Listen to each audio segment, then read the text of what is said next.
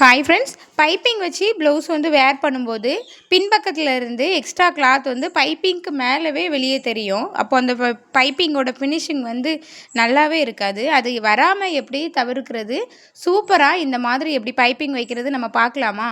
அதுக்கு நீங்கள் எப்போவும் போல் பைப்பிங் வைக்கிறீங்கனாலே 3/4 இன்ச்சு கிளாத்து தான். அதுக்கு மேலே ஒரு பாயிண்ட்டு கூட இருக்கக்கூடாது.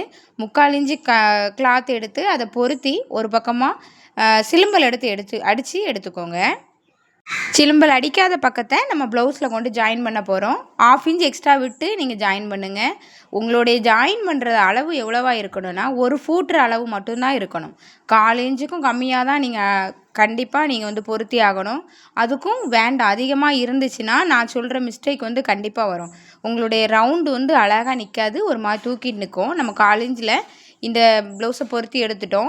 இனி எப்படி அதை அடுத்தால மடித்து விடுறோன்னு ஃபஸ்ட்டு பாருங்கள். இந்த மாதிரி மடித்து எடுத்திங்கன்னா ஃபினிஷிங் வந்து ரொம்ப சூப்பராக இருக்கும். ஃபஸ்ட்டே மடித்து நீங்கள் ஜாயின் பண்ணாமல் அதுக்காக 1/4 இன்ச்சை நீங்கள் விட்டுட்டு அப்புறமா இப்படி மடித்து எடுத்துக்கோங்க.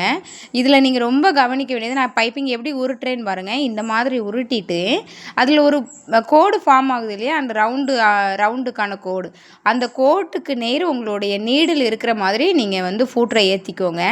அந்த நீடில் உங்களுக்கு ஒவ்வொரு பஞ்ச் ஆகும்போதும் அந்த பள்ளத்தில் தான் உங்களோட நீடில் வந்து பஞ்ச் ஆகணும்.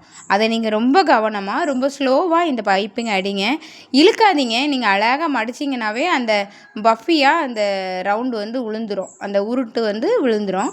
அதில் நீங்கள் கவனிக்க வேண்டியது இந்த ஒன்று தான், உங்களுடைய நீடில் அந்த கோட்டில் பஞ்ச் ஆகணும். இந்த மாதிரி பஞ்ச் ஆகிடுச்சுன்னா உங்களோட ஃபினிஷிங் ரொம்ப அழகாக இருக்கும்.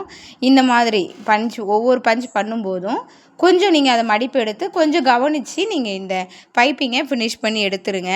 இதில் கவனிக்க வேண்டியது, நீங்கள் பொருத்தும் போது 1/4 இன்ச்சு விடணும், அவ்வளோதான். 1/4 இன்ச்சில் பொருத்திட்டு இந்த மாதிரி உங்களோட மடித்து நீங்கள் தைக்கும்போது அந்த பள்ளத்தில் ஸ்டிச் விழுதான்னு மட்டும் பார்த்துக்கோங்க.